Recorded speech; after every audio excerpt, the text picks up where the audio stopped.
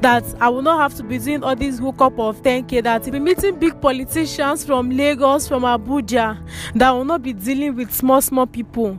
I'm shaking, my legs are shaking. Jesus.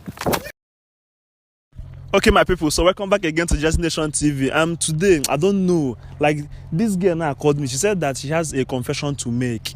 You understand? You know, you people will be there enjoying life, but you don't know that many people are passing through a lot. People are going through depression. Let's hear her out, please. Just listen. If you have any advice to give, go to the comment section and say it. Thank you very much. Are you ready to make the confession? Yes. I take. I know that this thing I'm about to say might put me in trouble, but I will just have to say it. I will just have to let it out because I'm tired of the whole thing that is happening to me right now. I don't even live like a normal human being anymore. I don't even know the kind of life this is, so I will just have to say it. Whatever that wants to happen, it should just happen because this is not a life. I gained admission and I entered the university. When I got to the university, at first things were going well because that was my 100 level. But then when I got to second semester, I just realized that university was so hard. Things were so hard for me.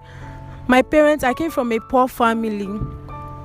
My parents could not afford. Actually, it was a state university.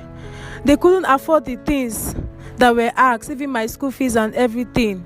Things were so hard for me. Even I wasn't even able to buy textbooks. And in my school, if you don't buy the textbooks and all these things, it's just an automatic carryover for you, and that is the beginning of your failure. And apart from the school things that were very difficult for me, I couldn't even afford meals and everything. It was so hard for me, and I didn't know what to do. At a point, I got a job. When I got a job, then they were paying me 15K. But then at the end of the month, even sometimes my boss would say that the money, he will subtract money from my salary, and then at the end of the day, I wouldn't even go home with 15,000 naira. I was so frustrated. Then when I got to 200 level, there's this friend of mine that I met. She told me that I could live a better life, that being a good girl doesn't pay. That was what she told me, that I could live a better life and get myself out of this misery. I was so desperate, so I had to oblige to her, to what she was telling me. And she told me that there's this man that we'll have to meet at Benin. She took me to the place. So when she took me to the place, the man did some sacrifice and gave us some concoction he gave me some concoction to drink. Actually, my friend has she already knows the man before, so she just took me to the place. He gave me some concoction to drink and told me that the business that I'm about to start, that it will help me so that I'll be meeting big politicians, that I will not have to do a small hookup, that I will not have to be doing all these hookup of 10K, that if I do, that any man that meets me is going to pay well, that I'll be meeting big politicians from Lagos, from Abuja, that will not be dealing with small people. And for some of all these politicians that do use people for that the sacrifice that he has done for me is one that will help me, so that they won't be able to use me, so that I'll be doing my business in peace. And he even gave me something that maybe if I realize that maybe the person I went to meet wants to use me, anything like that, I can quickly go to the bathroom, and before you know, I will disappear. These charms he gave me enables me to disappear and appear anywhere that I want at any time of my choice if I'm in danger. At first, when he gave me the charm and everything, and he told me that this is about to enter now, I will not have to tell it to anybody.